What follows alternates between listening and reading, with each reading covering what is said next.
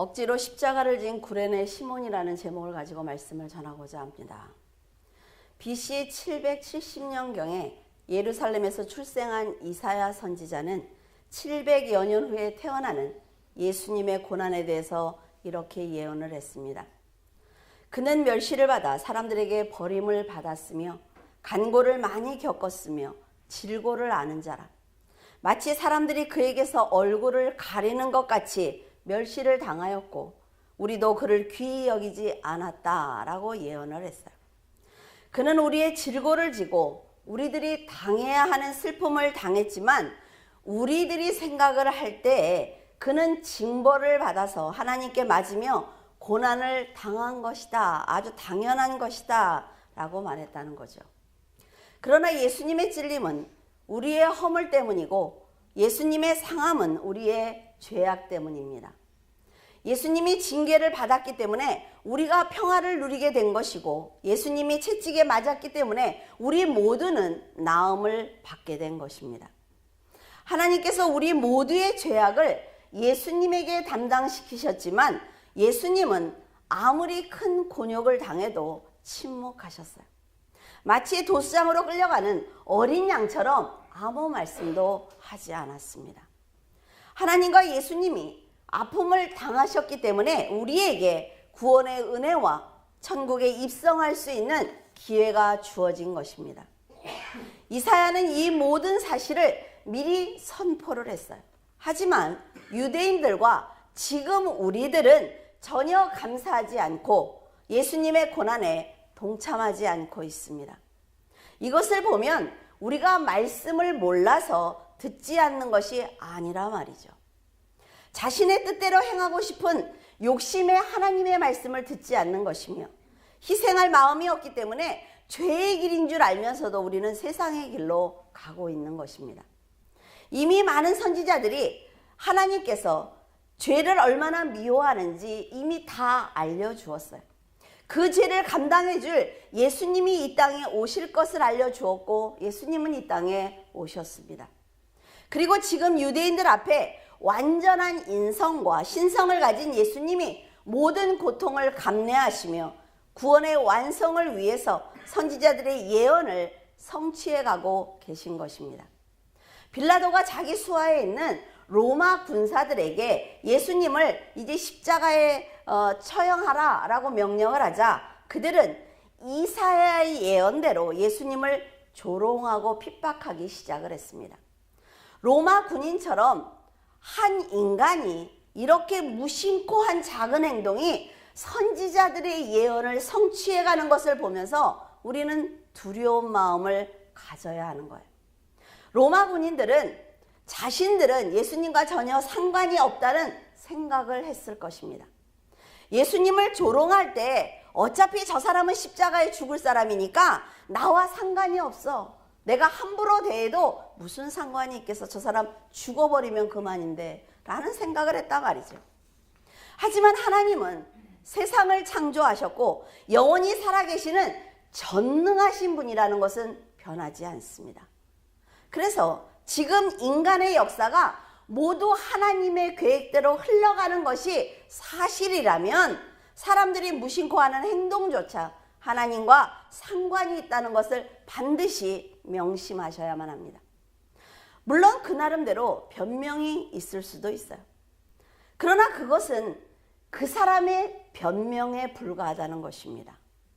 우리가 아무리 내 환경이 내가 살아보니까 여러 가지 말을 하더라도 그것을 하나님이 보실 때 하나님의 계획에 전혀 상관이 없습니다. 왜? 하나님은 세상 위에서 하나님의 역사를 지금까지 이끌어 오시기 때문에 그래요. 하나님의 진노는 변명으로 절대로 막을 수가 없는 것입니다. 여러분도 말과 행동 그리고 생각까지 조심하고 또 조심하면서 행하시기를 바라요. 사람은 환경의 지배를 받기 때문에 그 시대의 상황과 많은 사람들이 그런 결정을 한다면 그 행동을 하는 것이 옳다는 생각을 합니다. 나만 그런 것이 아니야. 세상에 나가봐. 얼마나 많은 사람들이 예수를 욕하고 있어. 너희들만 예수를 믿는 거야 라고 말할 수 있습니다. 하지만 그럼에도 불구하고 구원의 조건이 변하지 않기 때문에 세상의 변화에 민감하기보다는 하나님의 말씀대로 변함없는 신앙을 가지고 살아야 하는 거예요. 요새 전도사님하고 저하고 창조과학에 대해서 공부를 하고 있어요. 여러분들에게 무조건 믿으세요 라는 말보다는 어떤 사실을 가지고 여러분들에게 전하고 싶은 마음에 나중에 전도사님이 가르쳐 줄 거예요. 공부는 같이 하지만 이 세상 모든 것에, 아니 우리의 육신에, 우리의 영혼에 하나님이 계시다 말이죠. 성경 한 글자 한 글자에 하나님의 역사가 다 담겨 있는 걸 보고 너무나 놀라고 있어요. 빌라도의 명을 받은 로마 군인들은 사형을 당할 예수님에게 자색 옷을 입히고 가시관을 씌우고 갈대로 머리를 치면서 침을 뱉고 조롱을 했습니다. 그들은 가이사에게 경배하는 것처럼 꿇어 절하는 신용을 하면서 예수님을 실컷 조롱한 후에 골고다를 향해서 끌고 나갔어요. 왜 예수님은 하늘에서 지금 천사를 불러내릴 수 있는 능력을 가지고 있으면서도 그 조롱을 참으며 잠잠하셨을까요? 죽은 자를 살리시고 악한 영을 쫓아내시며 바다 위를 걷던 그 능력을 왜 사용하지 않았느냐는 것입니다. 저는 인내하시는 예수님의 모습이 자녀들의 죄를 대신해서 무릎을 꿇고 사죄하는 부모와 같다는 생각을 했습니다. 자식이 죄를 지으면 부모는 자신이 죄를 지은 것처럼 더 큰 죄인이 되는 것을 볼 수가 있단 말이죠. 아무 말도 할 수 없습니다. 끝까지 그 죄를 대신 감당하는 거예요. 예수님은 인간들의 죄를 대신하여 자신이 화목제물이 되는 사명을 받았기 때문에 모든 말씀이 성취될 때까지 끝까지 인내하고 계신 것입니다. 21절에 마침 알렉산더와 루포의 아버지인 구레네 사람 시몬이 시골로부터 와서 지나가는데 그들이 그를 억지로 같이 가게 하여 예수의 십자가를 지우고 구레네는 북아프리카 리비아의 수도인 트라폴리 지방으로 예루살렘과는 굉장히 먼 거리에 떨어져 있는 지역입니다. 당시 구레네에는 많은 디아스포라 유대인들이 살고 있었어요. 시몬도 유월절을 지키기 위해서 예루살렘에 온 것입니다. 그런데 우연하게도 예수님이 예루살렘에서 십자가를 지고 골고다로 가고 있는 그 장소에 도착하게 된 거죠. 당시에는 사형수가 직접 십자가를 지고 가는 것이 관습이었지만 예수님은 너무나 많은 채찍을 맞아서 지쳐있는 상태였습니다. 그래서 십자가를 질 힘이 없었어요. 그때 우연히 그 자리에 있었던 시몬은 로마 군인들에게 붙들려서 억지로 십자가를 지게 된 것입니다. 마가는 이 장면을 소개하기를 시몬이 시골에서 예루살렘을 향해 지나가고 있었는데 억지로 십자가를 지게 되었고 그는 알렉산더와 루포의 아버지다 라고 기록하고 있습니다. 굳이 알렉산더와 루포의 아버지라고 기록한 이유가 무엇일까요? 마가복음은 베드로와 바울이 순교한 후 AD 67년경에 4복음서 중에 가장 먼저 기록된 복음서입니다. 그렇기 때문에 구레네 시몬이 십자가를 지고 난 후에 그의 행적과 가족들에 대해서 모든 성도들이 다 알고 있었어요. 로마서에 보면 사도 바울은 성도들에게 편지를 보냈는데 루포와 그의 어머니에게 문안하라. 그 어머니는 곧 내 어머니다 라는 기록이 있습니다. 루포는 구레네 시몬의 아들이었고 그의 어머니는 시몬의 아내였어요. 예수님의 사건이 있은 후 얼마 지나지 않아서 사도 바울이 회심을 했습니다. 복음을 전하러 다니면서 만난 구레네 시몬의 가족들에게 아주 큰 도움을 받게 된 것입니다. 사도 바울이 회심하기 전에 그리스도인들을 핍박하고 스데반 집사를 죽인 장본인이라는 것을 알면서도 믿음으로 회개했기 때문에 그것을 상관하지 않았던 거예요. 그를 아들처럼 사랑해준 아주 큰 믿음을 가진 충만한 가정이었습니다. 사도 바울이 구레네 시몬의 가정에 대해서 감사를 전한 이 시점은 시몬이 예수님을 대신해서 십자가를 지고 난 후 30년 후였습니다. 시몬의 가정이 믿음으로 충만한 것을 볼 때 시몬이 억지로 십자가를 지고 예수님의 뒤를 따랐지만 그 과정 중에 예수님이 그리스도라는 것을 깨달았을 것입니다. 십자가의 의미를 알지 못한 채 억지로 십자가를 진 시몬에게 예수님은 마지막 순간에 하나님의 역사에 동참하게 된 그에게 영적인 은혜를 주셨을 것입니다.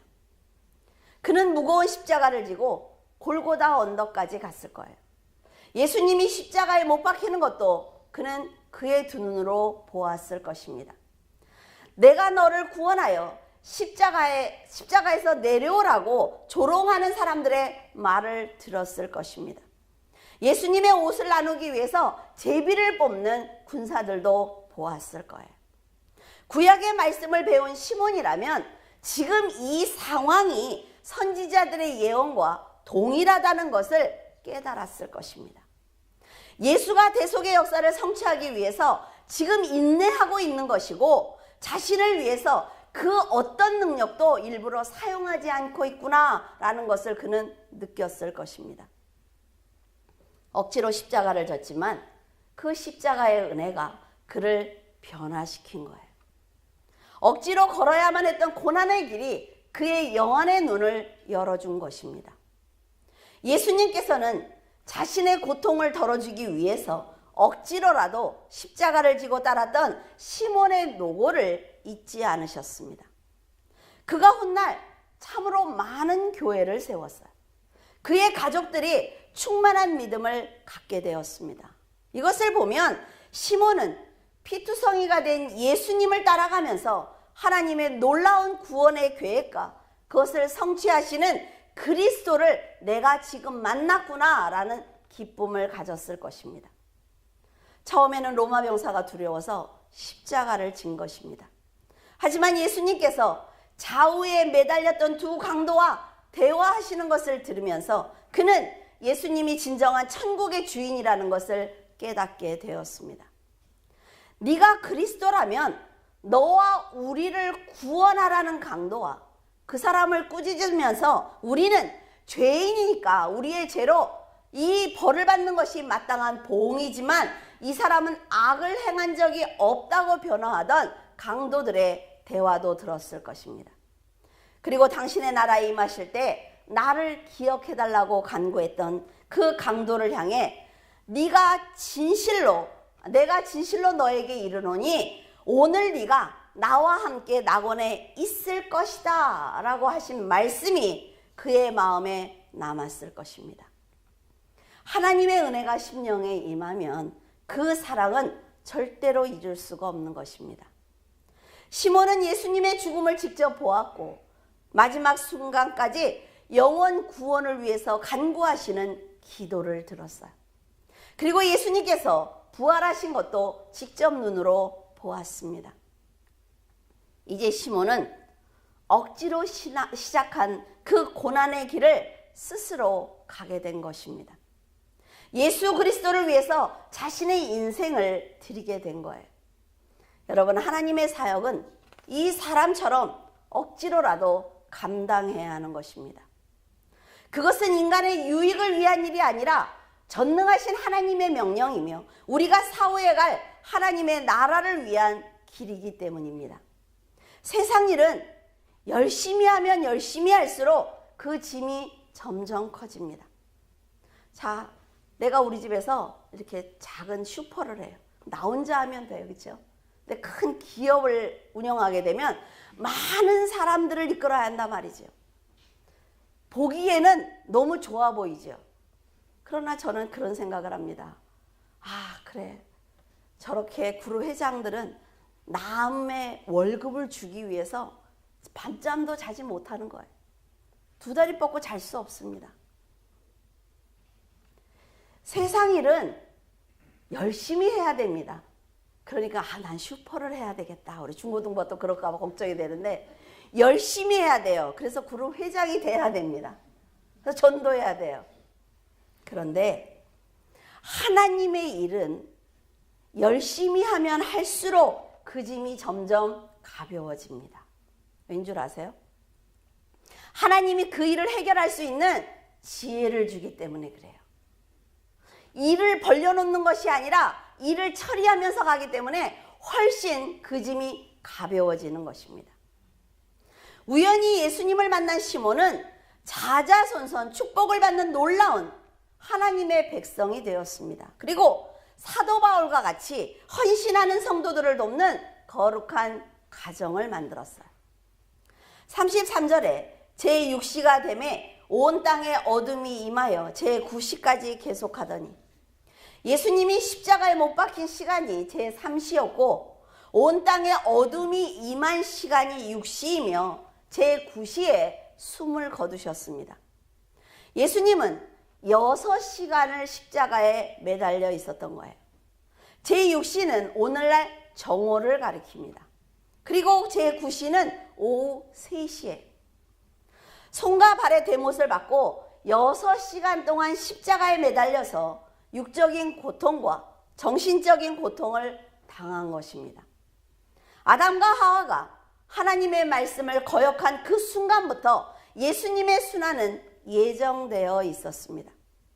이제 사망에 빠진 영혼들을 구원하기 위해서 마지막 순간을 맞이하게 되었습니다. 제9시가 되자 예수님은 엘리 엘리 라마 사박다니라고 크게 소리를 지르고 운명하셨어요. 이 말씀을 번역하면 나의 하나님 나의 하나님 어찌하여 나를 버리셨나이까 하는 뜻입니다. 자신이 십자가를 져야만 만세전부터 세운 구원의 약속을 이룰 수 있다는 것을 알기에 기꺼이 그리고 스스로 사람들에게 잡히셨습니다. 십자가를 져야만 모든 인간의 죄를 대속할 수 있기 때문에 인간들의 모욕과 조롱과 핍박을 감당하신 것입니다. 하지만 완전한 인성을 가진 예수님께서 감당해야 되는 그 고통은 실로 크고 또 큰 고통이었어요. 이토록 큰 고통을 감내하며 화목 제물로서의 역할을 감당하고 계시지만 그의 곁에는 아무도 없었습니다. 그래서 인간적인 외로움과 절망감도 있었을 것입니다. 감당하기 힘든 고통을 직접 당하며 하나님을 향해 왜 나를 버리셨느냐고 부르짖는 예수님의 절규에 이제 구원받은 성도들이 동참해야 할 차례입니다. 빌립보서 2장 6절에서 8절에 그는 근본 하나님의 본체시나 하나님과 동등됨을 취할 것으로 여기지 아니하시고 오히려 자기를 비워 종의 형체를 가지사 사람들과 같이 되셨고 사람의 모양으로 나타나사 자기를 낮추시고 죽기까지 복종하셨으니 곧 십자가에 죽으심이라. 하나님께서 피만이 죄사함을 받게 할 수 있다라는 법을 정하셨습니다. 그렇기 때문에 양도 드렸죠. 소도 드렸죠. 죄사함을 받기 위해서 그 피를 드린 거예요. 그렇기 때문에 죽을 때까지 온몸에 피를 쏟고 순종하신 그 사랑이 지금 바로 우리들을 구원하신 것입니다. 하나님이 죄를 얼마나 미워하는지 알기 때문에 죄가 없으신 예수님이 직접 죄인들의 죄를 지고 죽음을 맞이함으로 온 인류를 구원한 것입니다. 엘리야가 와서 그를 구해주나 보자 라고 조롱하는 자들도 네가 정말 그리스도라면 십자가에서 내려와봐 라고 조롱하는 자들도 그가 남은 구원하면서 자기는 구원할 수 없네 라고 조롱하는 자들도 모두 용서하셨고 품어주셨습니다. 그들이 믿고 안 믿고는 중요한 게 아니라 말이죠. 하나님은 하나님의 일을 하고 계시는 거예요. 사울의 부활에서 사망을 완벽하게 이기기 위해서 지금 자신을 향한 사람들의 무지와 경멸 그리고 조롱을 모두 다 아시면서도 모두 그 자리에 두고 숨을 거두셨습니다. 사람들이 자기가 메시아라면 큰 능력을 보여야 하는데 초라하게 죽는 걸 보니까 저 사람이 죄인이 맞아 라고 조롱할 걸 알고 있단 말이죠. 하지만 그 조롱보다는 어둠의 사망을 이기기 위해서 예수님은 부활을 선택한 것입니다. 믿음을 고백했던 강도는 예수님과 함께 낙원에 들어갔을 거예요. 낙원을 보면서 그는 짧은 순간에 예수님이 그리스도라는 것을 영적으로 알아본 자신이 너무나 기뻤을 것입니다. 여러분도 살면서 짧은 시간에 빨리 결정해야 되는 일들을 만나게 될 것입니다. 그때마다 여러분은 반드시 선한 선택을 하기를 바랍니다. 세상이 아무리 악하게 흘러가도 선한 선택을 하는 성도들은 반드시 선한 결과를 맺기 때문에 그래요. 여러분, 악하게 살아서 악하게 번 것, 악하게 살아서 내가 갖고 있는 권력은 반드시 그 악함의 결과를 맺습니다. 인류의 죄를 용서하시기 위해서 고난을 당하신 예수님에 대해서 성경은 이렇게 증거하고 있습니다. 에베소 1장 7절에 우리가 그리스도 안에서 그의 은혜의 풍성함을 따라 그의 피로 말미암아 구속 곧 죄사함을 받았으니, 마태복음 26장 28절 이것은 죄사함을 얻게 하려고 많은 사람을 위하여 흘리는 바 나의 피 곧 언약의 피니라. 사도행전 10장 43절 저에 대하여 모든 선지자들도 증거하되 저를 믿는 사람들이 다 그 이름을 힘입어 죄사함을 받는다 하였느니라. 연결해서 읽어볼까요? 우리가 그리스도 안에서 그의 은혜의 풍성함을 따라 그의 피로 말미암아 구속 곧 죄사함을 받았으니 이것은 죄사함을 얻게 하려고 많은 사람을 위하여 흘리는 바 나의 피 곧 언약의 피니라. 저에 대하여 모든 선지자들도 증거하되 저를 믿는 사람들이 다 그 이름을 힘입어 죄사함을 받는다 하였느니라. 하나님의 약속과 예수님의 순종, 그리고 그 역사를 믿는 성도들이 받는 복은 세상 끝날 뿐 아니라 영원한 생명으로 이어지는 것입니다. 38절에 이에 성소 휘장이 위로부터 아래까지 찢어져 둘이 되니라. 예수님의 죽음으로 하나님과 죄인들 사이를 가로막고 있던 죄담이 무너졌습니다. 성소와 지성소를 막고 있던 그 휘장이 둘로 찢어진 거예요. 휘장이 찢어졌다는 것은 참으로 놀라운 일입니다. 히브리서 9장 7절에 보면 지성소와 성소를 막고 있는 휘장은 대제사장이 대속죄일의 지성소에 들어가기 위해서 1년에 단 한 번 열린다라고 기록하고 있습니다. 이렇게 하나님께서 허락하실 때만 거둘 수 있던 휘장이 위에서부터 아래로 찢어져 둘이 되었다는 것은 하나님의 기쁘신 뜻이 담겨 있는 아주 상징적인 사건일 것입니다. 하나님의 임재를 의미하는 지성소에 죄인이 함부로 들어가지 못하도록 막았던 그 휘장이 예수님의 죽음과 동시에 갈라진 거예요. 이것은 예수님의 찢어진 육체로 인해 죄인들이 거룩한 하나님께 나아갈 수 있는 산 길이 열렸다는 증거입니다. 이제는 누구나 예수님의 대속을 믿으면 하나님께 직접 나아갈 수 있게 되었습니다. 지금 성도들이 하나님의 이름을 너무나 쉽게 부르고 있죠. 하나님께 나와서 예배를 자유롭게 드릴 수가 있습니다. 이것은 예수님의 희생으로 휘장이 찢어졌기 때문에 가능한 것입니다. 하나님의 구원의 역사와 예수님의 희생, 그리고 성령의 도우심이 있기 때문에 우리는 감히 하나님을 아버지라고 부르고 있어요. 그럼에도 감사보다는 자신의 환경과 감정에 흔들리고 있습니다.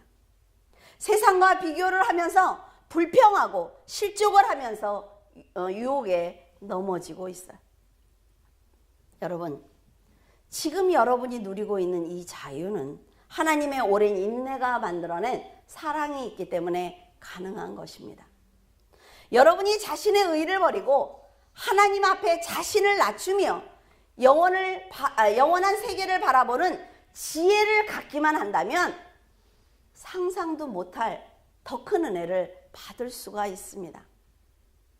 사람의 마음은 세상에 빼앗길 수가 있지만 성도의 믿음은 그 모든 것을 초월합니다. 그렇기 때문에 더 큰 믿음으로 살아갈 때 하나님의 능력을 경험하면서 살아갈 수가 있단 말이죠. 로마서 8장 1절에서 2절에 그러므로 이제 그리스도 예수 안에 있는 자에게는 결코 정죄함이 없나니 이는 그리스도 예수 안에 있는 생명의 성령의 법이 죄와 사망의 법에서 너를 해방하였음이니라. 로마서 8장 34절에 누가 정죄하리요? 죽으실 뿐 아니라 다시 살아나신 이는 그리스도 예수시니 그는 하나님 우편에 계신 자요 우리를 위하여 간구하시는 자신이라. 자신의 아들을 화목제물로 주었어요. 그런데 그 아들의 죽음이 저 때문입니다. 제가 죄인이기 때문입니다. 라고 고백하는 그 사람을 하나님께서 얼마나 사랑하시겠습니까? 알아주는 게 감사하지 않아요? 인정하는 게 감사하지 않겠습니까? 무엇을 아끼겠어요? 하나님께서 독생자를 주신 것은 예수 그리스도를 믿는 모든 성도들에게 영생을 주시기 위한 축복입니다. 그렇기 때문에 여러분이 하나님의 자녀로 그냥 살면 되는 거예요. 히브리서 10장 19절에서 20절에 그러므로 형제들아 우리가 예수의 피를 힘입어 성소에 들어갈 담력을 얻었나니 그 길은 우리를 위하여 휘장 가운데로 열어놓으신 새롭고 산 길이요 휘장은 곧 저의 육체니라. 자신의 육체를 화목제물로 드린 예수님께서는 하나님과 우리를 위해서 지금도 날마다 중보기도 하고 계십니다. 여러분이 세상이 두렵고 사람과의 관계가 힘들 때 예수님께 진심으로 간구한다면 예수님께서는 능히 모든 문제를 해결해 주실 것입니다. 저는 제자들이 모두 배신하는 것을 보면서 인간적으로 한번 생각을 해보았어요. 예수님은 전능한 분이라 말이죠. 뭐든지 다 하실 수가 있어요. 그런데 그 제자들의 마음을 왜 강제로 돌이키지 않고 그대로 두고 세상을 떠나셨을까? 라는 생각을 해보았습니다. 하나님은 여러분들 기도하실 때 어떤 문제가 있었어요? 그래서 하나님 앞에 간구했어요. 도저히 길이 안 보여서 간구했을 때 하나님이 사람을 보내주시는 경험을 하신 적이 있습니까? 정말 가장 적절하게 그 문제를 해결해 줄 수 있는 그 사람이 나에게 오는 거예요. 그리고 그 사람으로 인해서 환경이 변화를 받는 것입니다. 이게 하나님의 방법이란 말이죠. 여러분들이 다 전문가가 될 필요가 없어요. 나는 내 자리에서 최선을 다해서 열심히 살아가고 있으면 하나님께서 준비된 사람들을 통해서 일하게 하십니다. 우리 출판부처럼요. 너무 대단하지 않습니까? 저는 출판부 그 집사님들을 보면 참 대단하다는 생각을 해요. 하나님께서 어떻게 이렇게 적절하게 사진 찍는 분, 작가, 디자이너, 그렇죠? 이런 분들을 탁 모아서 이렇게 하실 수가 있을까? 15년 전에 네가 책을 내게 될 거야. 물줄기 교회는 그 책을 가지고 전도할 거야 할 때 제가 막 믿고 감사합니다 이랬을까요? 7명이 시작을 했는데. 그런데 하나님께서는 하나님의 일을 꾸준히 하시는 거예요. 너는 세상의 말을 하지 말고 진리의 말씀만 전해줘. 왜? 내가 그 책으로 묶을 때 네가 세상의 얘기를 하면 내가 사용할 수가 없으니까. 저는 하나님한테 그 약속을 지키기 위해서 진리만 전하기 위해서 애쓰고 있어요. 하나님은 때가 되니까 하나님의 일을 하시는 거예요. 여러분 이게 아무것도 아닌 것 같지만 기적입니다. 기적이에요. 예수님께서 배신한 제자들을 얼마든지 돌릴 수 있는데 그대로 두고 떠나신 것은 성령 하나님께서 오시기 때문입니다. 제자들의 심령에 뿌려진 그 진리의 말씀이 일할 것을 믿으신 거예요. 여러분을 믿지 않습니다. 하나님. 여러분 안에 있는 들은 진리의 말씀을 믿으세요.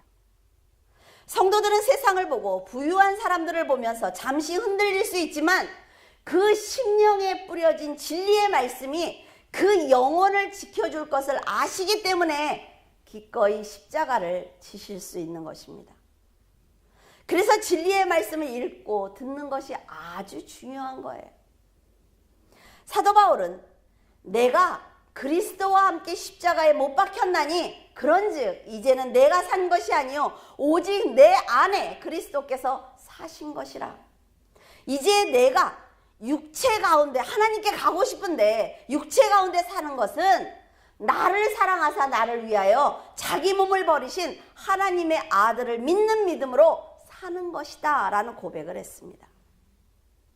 이렇게 진실된 고백이 그를 살게 한 것입니다. 순교하는 순간까지 예수 그리스도를 배신하지 않도록 했어요. 오직 영원한 나라를 향한 소망을 갖고 복음을 위해서 살도록 한 것입니다. 이제 여러분이 하나님의 사랑을 전할 차례입니다. 어둠 가운데 살아가고 있는 그들을 얼마나 사랑하시는지 여러분이 복음을 담대하게 전해야만 합니다. 물론 물질과 명예 그리고 힘으로 살아가는 세상을 향해 말씀을 선포하는 것이 두려울 수도 있습니다. 이 사람하고 너무 관계가 지금 좋은데 예수 믿어. 이랬다 이 사람이 날 안 만나면 어떡하지? 두려울 수 있단 말이죠. 하지만 여러분이 선한 열심을 내고 사명을 감당한다면 하나님께서는 여러분에게 주기 위해 준비하신 복을 넘치도록 주실 것입니다. 구레네 시몬 역시 하나님께서 준비하신 복을 모두 받았어요. 자신은 우연한 기회에 예수님을 만났고 우연히 십자가를 졌을 뿐인데 그 모든 것을 하나님께서는 예비하시고 구레네 시몬을 통해서 많은 교회를 세우시고 많은 사람들에게 존경을 받게 하셨습니다. 이런 상황에서 구레네 시몬이 도망가지 않고 억지로라도 순종했기 때문에 이 복을 받을 수가 있었던 것입니다. 여러분도 할 수 있습니다. 또 할 수 있도록 하나님께서 도와주실 거예요. 내 인생은 끝났어. 나는 안 돼. 천만에. 하나님께서 이 주머니에서 이 주머니에다 넣어주는 것은 순간입니다. 여러분 하실 수 있습니다. 그리고 세상에서 우뚝 설 수 있어요. 부끄럽지 않은 삶을 살 수 있습니다. 여러분의 충만한 믿음으로 진리의 말씀이 얼마나 가슴 뛰도록 놀라운 복인지 전하시기를 바라요. 오직 자신만을 위해서 인생을 사실 수 없던 그 예수님을 향해 우리가 감사하는 마음으로 복음을 전한다면 구레네 시몬을 축복하셨던 것처럼 성령께서 여러분을 반드시 도와주실 것입니다. 여러분들이 악한 행동을 하고 싶을 때 이 안에서 잡아당기는 게 있은 적 없습니까? 이건 하면 안 돼. 그런데 어때요? 이기고 하죠. 왜? 내가 혈기가 나니까. 그래서 지는 거예요.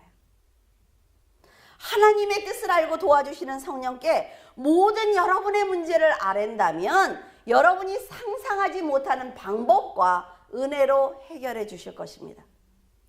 여러분이 전한 말씀을 듣고 많은 영혼들이 밝고 거룩한 천국에 들어갈 수 있도록 헌신하는 성도가 되시기를 예수 그리스도의 이름으로 축원을 드립니다.